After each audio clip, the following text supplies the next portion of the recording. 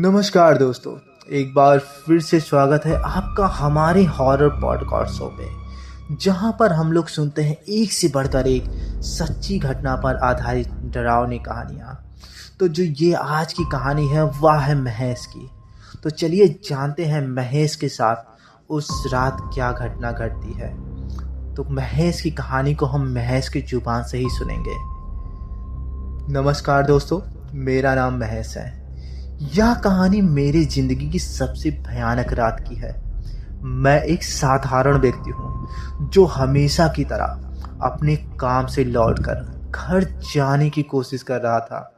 यह रात मेरे लिए किसी डरावने फिल्म के दृश्य से कम नहीं थी। उस दिन ऑफिस में काम ज़्यादा था, दिसंबर का महीना था और ठंड अपने चरम पर थी। मुझे रात के करीब 9 बजे ऑफिस से निकलना पड़ा। मेरा गांव शहर से लगभग 50 किलोमीटर दूर था। गांव पहुंचने के लिए मुझे एक लोकल बस पकड़नी थी। मैं बस स्टैंड पर पहुंचा, लेकिन वहां अजीब सन्नाटा छाया हुआ था। शायद ठंड के कारण लोग जल्दी चले गए थे। कुछ देर इंतजार करने के बाद मैंने एक पुरानी जर्जर सी बस को अपनी ओर आते देखा। बस के बाहर के हिस्से पर धूल जमी हुई थी और उसकी लाइट्स मंद मंद जल रही थी। ड्राइवर ने गाड़ी मेरे पास रोकी और मुझे अंदर आने का इशारा किया। बस लगभग खाली थी, सिर्फ 4-5 यात्री बैठे हुए थे और वे गुमसुम और चुपचाप थे। मैंने अपना टिकट लिया और बस की सबसे पीछे की सीट पर जाकर बैठ गया। अब बस चल पड़ी। ठंड और रात का अंधेरा माहौल को और भयानक बना रहा था। रास्ते में दूर दूर तक कोई रोशनी नहीं नजर आ रही थी। बस के अंदर हल्की खड़खड़ाहट और बाहर की हवाओं की सीटी मेरे दिल में डर के बीज बो रही थी। रास्ते में एक जगह बस रुकी। बाहर अंधेरा और कोहरा इतना गहरा था कि कुछ भी साफ नहीं दिख रहा था। बस में एक महिला चढ़ी। उसकी साड़ी मैली और गीली लग रही थी और उसके लंबे बाल चेहरे पर बिखरे हुए थे। उसने सिर झुकाकर बस में प्रवेश किया और मुझसे कुछ सीट आगे बैठ गई। मुझे अजीब सा लगा क्योंकि वह पूरे रास्ते बस के किसी यात्री से बात नहीं कर रही थी। बस की खिड़की से बाहर झांकते हुए वह कुछ बड़बड़ा रही थी। मैंने सोचा कि शायद वह किसी परेशानी में हो, लेकिन जब मैंने ध्यान से सुना तो वह जिस भाषा में बोल रही थी वह मुझे समझ ही नहीं आ रही थी। उसकी बड़बड़ाहट का लहजा ऐसा था कि मानो वह किसी से लड़ रही हो। कुछ समय बाद ड्राइवर ने अचानक बस रोक दी और कहा, गाड़ी खराब हो गई है, इसे ठीक करने में समय लगेगा। मैंने खिड़की से देखा कि हम एक सुनसान सड़क पर खड़े थे। दोनों ओर घने पेड़ और झाड़ियां थीं। आसपास कोई घर या इंसान का नामो निशान नहीं था। ड्राइवर बस से उतरकर इंजन की जांच करने लगा। इतने में एक और आदमी बस में चढ़ा। उसकी शक्ल बहुत अजीब थी। वह लंबा, पतला और थोड़ा झुका हुआ था। उसने काले कपड़े पहने हुए थे और उसकी आंखें इतनी गहरी थी कि जैसे उसमें कोई रोशनी ही ना हो। वह आदमी बस में चढ़ते ही मेरी ओर देखता रहा। उसकी घूरती निगाहें मेरे रोंगटे खड़े कर रही थी। वह धीरे धीरे मेरी सीट के पास आया और बिना कुछ कहे मेरे बगल में बैठ गया। उसकी सांसों की आवाज़ भारी और ठंडी थी। मैंने डर को छुपाने की कोशिश करते हुए पूछा, क्या आप गांव जा रहे हैं? उसने कोई जवाब नहीं दिया। बस उसकी आंखें मुझ पर टिकी रहीं। कुछ देर बाद ड्राइवर ने कहा कि बस ठीक हो गई है, लेकिन जैसे ही बस ने चलना शुरू किया उसकी लाइटें बुझ गई। अब बस पूरी तरह अंधेरे में थी, केवल सड़क पर चांदनी की हल्की रोशनी थी। अचानक बस के अंदर से अजीब अजीब सी आवाज़ें आने लगी, किसी के हंसने की आवाज़, किसी के रोने की आवाज़, और कभी कभी तो ऐसा लगता जैसे किसी ने मेरा नाम पुकारा हो। मैंने तुरंत पीछे मुड़कर देखा, लेकिन वहाँ कोई नहीं था। महिला जो पहले ही अजीब थी, अब उसने अपने सिर को पीछे की ओर घुमाकर मेरी तरफ देख रही थी। उसकी आंखें बड़ी बड़ी और पूरी सफ़ेद हो गई थी। उसने धीरे धीरे कहा, तुम क्यों आए हो यहाँ? लौट जाओ। मैं पूरी तरह से अब डर चुका था। मैंने ड्राइवर से कहा, भाई बस रोको, मुझे यहाँ नहीं जाना है। लेकिन ड्राइवर ने भी मेरी बात को अनसुनी कर दिया और बस चलाता रहा। बस एक सकरे रास्ते पर मुड़ गई जो घने जंगल के बीच से गुजर रही थी। रास्ता इतना सुनसान था कि कोई पक्षी भी चहचहा नहीं रहा था। बस के अंदर का माहौल और भी डरावना हो चुका था। अचानक बस एक झटके से रुक गई। बस का ड्राइवर चिल्लाया, अरे ये क्या है? मैंने खिड़की से देखा कि रास्ते के बीचों बीच एक आदमी खड़ा हुआ था। वह बस को अपने हाथ से रोकने की कोशिश कर रहा था। उस आदमी की शक्ल साफ साफ नजर नहीं आ रही थी, लेकिन उसका शरीर अजीब तरीके से मुड़ा हुआ था, जैसे उसकी हड्डियां टूट गई हों। इस रात ने मेरी हिम्मत और सहन शक्ति की परीक्षा ली, लेकिन यह सिर्फ एक शुरुआत थी। जंगल रहस्यमय यात्री और इस बस की कहानी मेरे दिल के लिए बहुत ही घातक और भयंकर बनती जा रही थी। अब उस अजीब आदमी को देखकर ड्राइवर ने बस को तेजी से पीछे लेने की कोशिश की, लेकिन बस का इंजन वहीं रुक गया। वह आदमी धीरे धीरे बस की ओर बढ़ने लगा। उसकी चाल सामान्य नहीं थी। वह एक पैर घसीटता हुआ चल रहा था और उसकी हरकतें इंसानों से ज़्यादा किसी जानवर की तरह लग रही थी। बस में मौजूद अन्य यात्री भी अब घबरा चुके थे। महिला जो पहले खिड़की से बाहर देख रही थी, अचानक खड़ी हो गई और जोर से चीखने लगी, वह आ गया, उसे अंदर मत आने देना। उसकी चीख सुनकर बस का माहौल और भी भयानक हो गया। ड्राइवर ने कोशिश की, लेकिन बस का इंजन चालू ही नहीं हो रहा था। मैं अपनी जगह से खड़ा होकर खिड़की से देखने लगा। वह आदमी बस के एकदम करीब आ चुका था। उसके चेहरे पर भयानक कट के निशान थे और उसकी आंखें गहरी काली थीं। जैसे ही वह बस के दरवाजे तक पहुंचा, वह अचानक गायब हो गया। बस के दरवाजे के पास खड़े कंडक्टर ने घबराकर दरवाज़ा बंद कर दिया। अंदर सब लोग डरे हुए एक दूसरे को देख रहे थे। कोई नहीं समझ पा रहा था कि अभी जो हुआ वह असली था या सिर्फ हमारी आंखों का धोखा।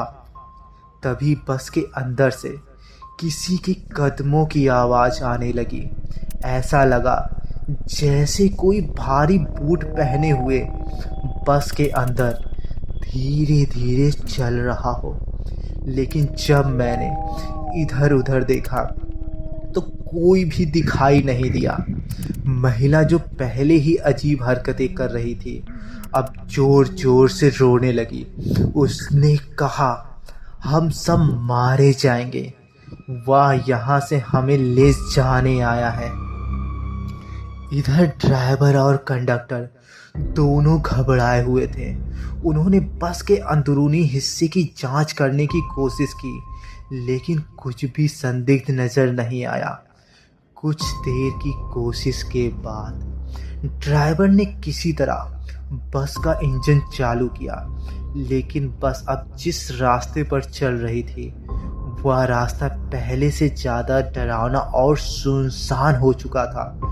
घने पेड़ जिसकी शाखाएं बस की छत से टकरा रही थीं और एक अजीब तरह की खड़खड़ाहट की आवाज़ पैदा कर रही थी। बस के अंदर सन्नाटा छा गया था। सब यात्री चुपचाप बैठे थे, लेकिन उनके चेहरे पर डर साफ झलक रहा था। मुझे भी लगने लगा था कि इस रास्ते पर कुछ ठीक नहीं है। तभी अचानक बस की खिड़कियों पर किसी ने जोर से दस्तक दी। मैं चौंक कर पीछे मुड़ा, लेकिन वहां कोई नहीं था। तभी ड्राइवर ने जोर से चिल्लाते हुए बस रोक दी। उसने कहा, मुझे नहीं पता यह रास्ता कहाँ ले जा रहा है। यह पहले कभी नहीं देखा मैंने इस रास्ते को। ड्राइवर ने बस से उतरने की कोशिश की ताकि उसे रास्ते का एहसास हो सके और वह जान सके कि हम लोग कहाँ जा रहे हैं, लेकिन कंडक्टर ने उसे रोक दिया।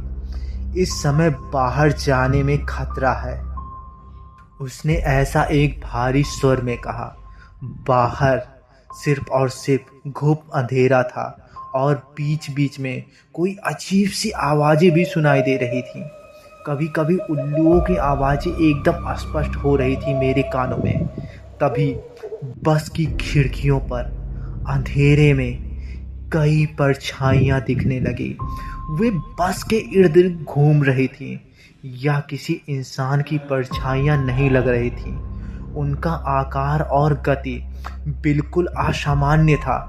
मैंने खिड़की से एक बार फिर हिम्मत करके झांकने की कोशिश की, लेकिन जैसे ही मैंने बाहर देखा, एक भयानक चेहरा मेरी ओर झपट पड़ा। मैंने पीछे की ओर गिर पड़ा और मेरे दिल की धड़कनें बहुत तेज हो गई थीं। ड्राइवर ने घबराकर बस को फिर से चालू किया और तेज गति से आगे बढ़ा दिया, लेकिन जितना हम आगे बढ़ते गए रास्ता और भी अजीब होता गया। ऐसा लग रहा था जैसे हम कहीं फंस गए हों। तभी बस के अंदर की लाइट अचानक तेज हो गई, फिर बुझ गई। पूरी बस अंधेरे में डूब गई। चारों ओर से यात्रियों की चीखें आने लगीं। किसी ने मुझे पकड़ने की कोशिश की। मैं घबरा कर चिल्लाया, लेकिन मेरी आवाज़ मेरे गले में ही अटक गई।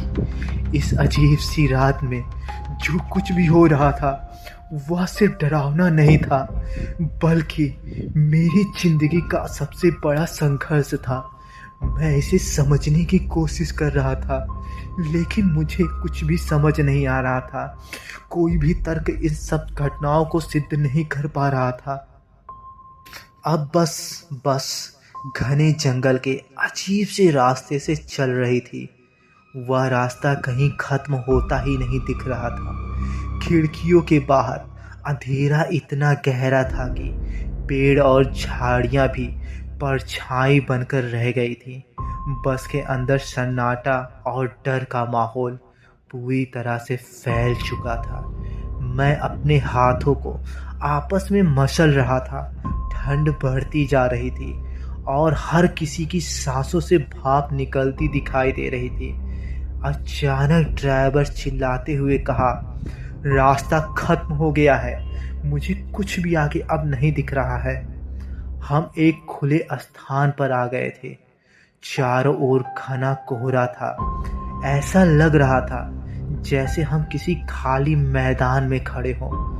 बस के इंजन से हल्की आवाज़ आ रही थी, लेकिन वह मैदान ऐसा लग रहा था जैसे उसमें जीवन का नामो निशान नहीं था। ड्राइवर ने हिम्मत करके बस से बाहर झांक कर देखा। उसने कहा, यहाँ तो कुछ भी नहीं है, न सड़क न कोई संकेत। यह जगह मेरे लिए बिल्कुल अनजान है। मैंने इस जगह को कभी भी नहीं देखा। तभी बस के अंदर बैठे काले कपड़े वाला आदमी खड़ा होता है और धीमे स्वर में कहता है, अब तुम्हारे पास बचने का कोई रास्ता नहीं है। यह जगह सिर्फ उन्हीं की है जिन्हें मौत ने बुलाया होता है। उसकी यह भारी आवाज सुनकर बस के सभी यात्री डर के मारे कांपने लगे। महिला जो पहले से अजीब हरकतें कर रही थी, अब उसने अपने बाल खींचते हुए जोर जोर से चिल्लाने लगी। तुम सबने उसे गुस्सा दिला दिया है। वह अब आएगा, वह हमें ले जाएगा। तभी बस के अंदर एक अजीब घटना घटती है। खिड़कियों से बाहर झांकने पर कुछ परछाइयां दौड़ती हुई दिखाई दी। वे परछाइयां मानो हमारी ओर बढ़ रही थीं। अचानक बस की खिड़कियों पर जोर जोर से दस्तक होने लगी। ऐसा लग रहा था जैसे बाहर से कोई अंदर आने की कोशिश कर रहा हो। ड्राइवर और बस कंडक्टर ने घबराकर खिड़कियों को कसकर बंद कर दिया, लेकिन उस दस्तक की आवाज़ें और तेज हो गई। मैंने अपनी सीट से उठकर दरवाजे की ओर देखा। बस का दरवाजा हल्के से कांप रहा था, जैसे कोई उसे खोलने की कोशिश कर रहा हो। अचानक बस के अंदर से किसी के जोर से हंसने की आवाज गूंज पड़ी। वह हंसी इतनी तेज और डरावनी थी कि मेरी रीढ़ की हड्डी तक कांप उठी। जब मैंने पलट कर देखा तो वह काले कपड़े वाला आदमी हंस रहा था। उसकी हंसी धीरे धीरे बढ़ती जा रही थी। उसकी आंखें अब लाल हो चुकी थी और वह मेरी ओर देख रहा था, और उसने एक भयानक स्वर में कहा, तुम सब यहाँ फंस गए हो। इस जगह से बचने का कोई रास्ता नहीं है। यह रात तुम्हारी आखिरी रात होगी। तभी बस के बाहर से किसी ने चलने की आवाज नोटिस की। ऐसा लग रहा था जैसे बहुत सारे लोग बस के चारों ओर घूम रहे हों, लेकिन जब खिड़की से देखा मैंने तो कोई नजर नहीं आया। सिर्फ कोहरा और अंधेरा ही था वहां पर। तभी एक बार फिर वह महिला जोर से चीखने लगी और कहने लगी, वह आ रहा है। उसने मुझे चेतावनी दी थी, लेकिन मैंने बात नहीं सुनी। अब वह हमें मार डालेगा। ड्राइवर ने घबरा कर बस को फिर से चालू करने की कोशिश की, लेकिन इंजन ने काम करना बंद कर दिया। अचानक जंगल के बीच से लाल लाल रोशनी दिखाई दी। ऐसा लग रहा था जैसे दूर कहीं आग जल रही हो। वह आग धीरे धीरे बस की ओर बढ़ रही थी। बस के अंदर बैठे सभी यात्री अब डर के मारे चिल्लाने लगे। कंडक्टर चिल्लाया, हमें यहाँ से भागना होगा। लेकिन भागने का कोई रास्ता भी तो नजर नहीं आ रहा था। हम बस के अंदर बंद थे और बाहर जो कुछ था वह इंसानी दुनिया से परे था। आग की लपटें बस के पास पहुंचते ही गायब हो गई, और तभी बस के सामने एक भयानक चेहरा उभर कर आया। वह चेहरा इंसानी नहीं था। उसकी आंखें गहरी काली और उसकी मुस्कान इतनी चौड़ी थी कि जैसे किसी राक्षस की हो। और उसने एक भयानक स्वर में बोला, तुम सब मेरे हो। अब यह रात मेरी है और तुम्हारी आत्मा भी मेरी है। यह सब होते ही अब मैं समझ गया था कि इस रात से बचना आसान नहीं होगा। मैंने अपने आसपास देखा, लेकिन कोई मदद का जरिया नहीं था। काले कपड़े वाला आदमी अब बस के पिछले हिस्से की ओर बढ़ते हुए मेरी ओर धीमे धीमे चलने लगा, लेकिन उसकी मौजूदगी बहुत ही खतरनाक लग रही थी। मैंने अपनी सीट के नीचे देखा, जहां एक लोहे की रॉड पड़ी थी। मैंने उसे उठाया और पूरी ताकत से उस आदमी की ओर दौड़ा। मुझे पता था कि मुझे हिम्मत दिखानी ही होगी। और मैं उस रॉड को लेकर किसी तरह बस के दरवाजे तक पहुंच गया। मैंने रॉड से दरवाजे को तोड़ने की कोशिश की और मैं बस रॉड से उस बस के दरवाजे को तोड़ने की कोशिश किए ही जा रहा था। हर वार के साथ मेरे दिल की धड़कन तेज हो रही थी। बस के अंदर अब अजीब अजीब घटनाएं और भी तेज होने लगी थी। काले कपड़े वाला आदमी अब धीरे धीरे मेरी ओर बढ़ रहा था। उसकी चाल में एक अजीब सा ठहराव था, जैसे वह जानता हो कि मैं बच नहीं पाऊंगा। तभी वह आदमी एक भयानक स्वर में कहता है, तुम भाग नहीं सकते। उसकी आवाज़ इतनी गूंजदार थी कि ऐसा लगा जैसे पूरी बस में गूंज रही हो। डर और घबराहट के बीच मैंने एक जोरदार वार किया और दरवाजे का लॉक टूट गया। मैंने दरवाज़ा खोला और बाहर कूद पड़ा। ठंडी ज़मीन पर गिरते ही मेरे घुटने में चोट लग गई, लेकिन मुझे इसकी परवाह नहीं थी। मैंने पीछे मुड़कर देखा। बस के अंदर के लोग अब अजीब तरह से बर्ताव कर रहे थे। उनके चेहरे खाली और डरावने हो चुके थे, मानो उनकी आत्मा किसी ने खींच ली हो। अब मैं भागने की कोशिश की, लेकिन चारों ओर घना कोहरा और अंधेरा था। मुझे नहीं पता था कि मैं किस दिशा में जा रहा हूँ। बस की रोशनी अब मंद हो चुकी थी और उसमें से किसी के चिल्लाने की आवाज़ आ रही थी। भागते भागते मैंने जंगल के बीच एक पगडंडी देखी। मैंने उस रास्ते पर चलने का फैसला किया। मेरी सांसें बहुत तेज हो रही थीं और हर कदम पर ऐसा लग रहा था कि कोई मुझे पीछे की ओर खींच रहा है। तभी मुझे पीछे से किसी के हंसने की आवाज़ बहुत साफ सुनाई देती है। वह वही काले कपड़े वाला आदमी था। उसकी हंसी जंगल में गूंज रही थी और उसने कहा, तुम जितना भी भागोगे उतना ही फंसोगे। तुम्हारी आत्मा भी मेरी ही होगी। पगडंडी के अंत में मैं एक खाली मैदान पहुंचा। वहां अजीब सी आग की लपटें हवा में तैर रही थी। ऐसा लग रहा था जैसे वे लपटें किसी इंसानी आकृति में बदलने की कोशिश कर रही हों। मैंने वहां रुकने का फैसला किया। मेरे पास अब दो ही विकल्प थे, या तो मैं इस आग और अंधेरे का सामना करूं या वापस बस की ओर भाग जाऊं। तभी आग की लपटों के बीच से वही भूतिया चेहरा प्रकट हुआ।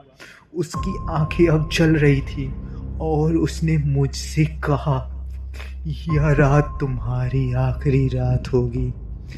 मैंने अपनी पूरी हिम्मत जुटाई और लोहे की राड को कसकर पकड़ लिया। मैंने सोचा, अगर आज मरना है तो मैं लड़ते हुए मरूंगा। भूतिया चेहरा धीरे धीरे मेरी ओर बढ़ने लगा। उसकी हरकतें बहुत डरावनी थीं, लेकिन मैंने अपनी आंखें बंद की और पूरी ताकत से उस पर हमला किया। पहला वार, दूसरा वार और फिर तीसरा वार। हर वार के साथ वह चेहरा गायब होता गया। अचानक पूरा मैदान रोशनी से भर गया। आग की लपटें बुझने लगी और वह चेहरा गायब हो गया।